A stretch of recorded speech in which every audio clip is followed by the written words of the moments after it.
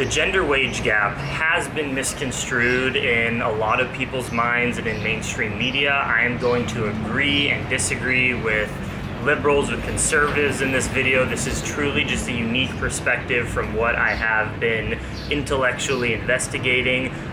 This series that I'm trying to make about political issues or philosophical issues is because as a left-leaning and liberal person, today in our world there is an influx of what people are calling the intellectual dark web, and that conservatives are actually the party of free speech, whereas left-leaning people, Democrats and liberals, are actually stifling free speech in order to try to create this world of equal outcome, which is inherently based off of some sort of prejudice, thinking that we should just have 50% and 50% male, female, black, white, just different races, different genders of everything in order to have a free world.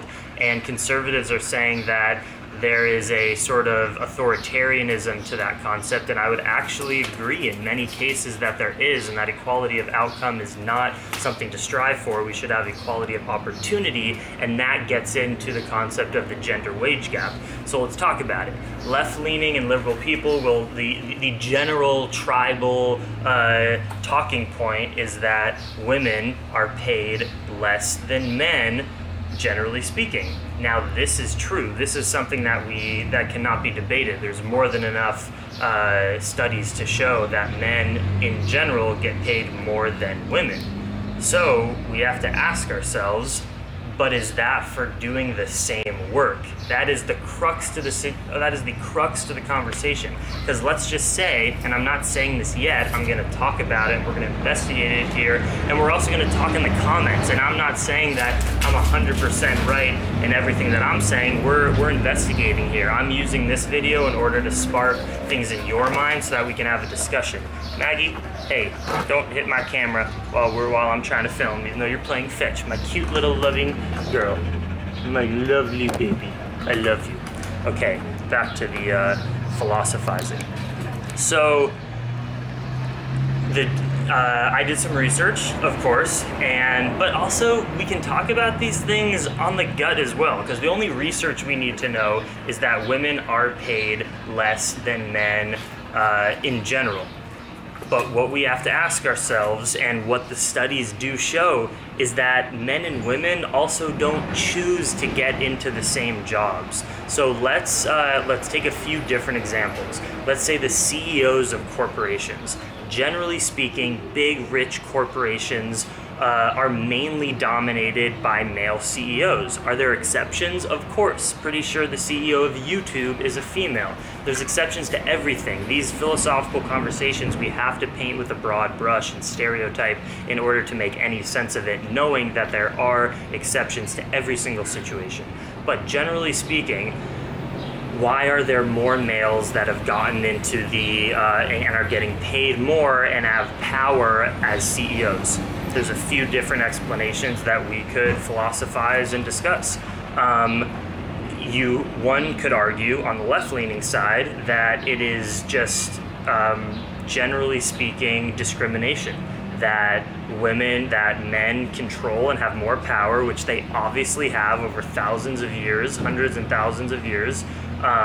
Not hundreds of thousands of years. Humans have only been around probably as human beings for 200,000 years or something. And so in civilized world, let's just say, thousands of years or hundreds of years, men have asserted power over women, and there have actually been laws that don't allow women to vote, accuse women of being witches, not allow women into politics. There have 100% been cruel, unjust barriers to entry that have allowed men to gain power over women. But there might be lingering after effects of that still in our world today, just as there are lingering after effects of slavery, because people still are racist there are still many racists in our world, and that is obviously a gross lingering after effect of slavery, even though there's no longer slavery in America. Although you could argue that prisoners being forced to work and put out fires for like $1 an hour is a sense of slavery, but we're talking about slavery in the context of in our recent history of black slaves. But that's for another video. So one could argue that because women have been oppressed, absolutely, in the past, even though women now have a lot more rights and do have a opportunity to strive to make just as much money as men and be heads of powerful corporations, as we have seen, women have that now. So there is a sense of equal opportunity, but maybe there are lingering effects of men ruling shit that is the reason why men are still so dominant in those industries. The other explanation would be that no, the reason there are more men in positions of power and that make more money and that are maybe the heads of CEOs of corporations are that in order to be at the head of a corporation, it's a battle. It is a bloodthirsty battle to get to do something so difficult, to get to be the CEO of YouTube or Apple or Gillette razors or any huge company, a car company, whatever. It is such a battle to do that, that men in their nature are more aggressive and more inclined to continue to fight that battle, that it just so happens if you had a equally as qualified male or female, because it's statistically 100% factual, and this is agreed upon on right versus left, this is not a partisan issue, that intellectually the IQs of men and women are equal. Men are not smarter on average than women. It's absolutely equal in terms of IQ. So the reason that men maybe would be more have more male CEOs than female CEOs, another argument versus the one I discussed before, is that it caters more to male traits, that becoming a CEO is such a battle and aggressive fight, where men happen to be more aggressive. We can talk about this through genetic things that you can't argue. Men have more testosterone. We're able to build larger muscle mass. Is there exceptions? Of course. There are female MMA fighters that could beat the shit out of me. But if you take the average person off the street, of course, come on, let's not be ridiculous. Men are bigger. We're able to build more muscle mass. We are more aggressive. And women in general, painting with a broad brush, are more interested in family dynamics. They're able to have children. We don't have to debate this. It's a generalization, but for the most part, it is true.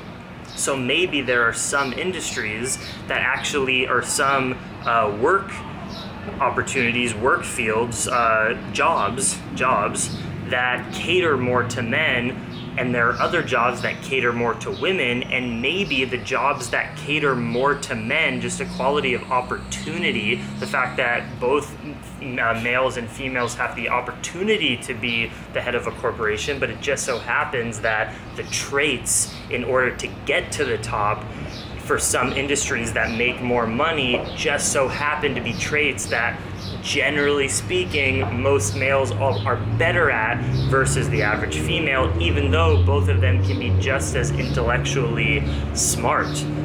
So that is the other argument why there might be equality of opportunity in America right now, where a male or female could rise to the top, but because men tend to have certain traits, they'll be attached to certain jobs, whereas women have certain traits, females, and they will have other jobs. There was a study in Scandinavian countries that showed it was a 20-to-1 difference between engineers having like 20 male engineers to 1 female engineer versus nursing, where there were 20 female nurses versus 1 male.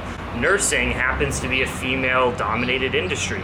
Is that a product of nurture, and that however many decades ago or hundreds of years ago, it just so happened that more females got into it, and then we just got in this continuous thought and fact pattern where it just so happens that more females are into it? Or is it the case that nursing and taking care of people and having patience happens to be a quality that, generally speaking, females are better than males at? I'll say an anecdotal story right here.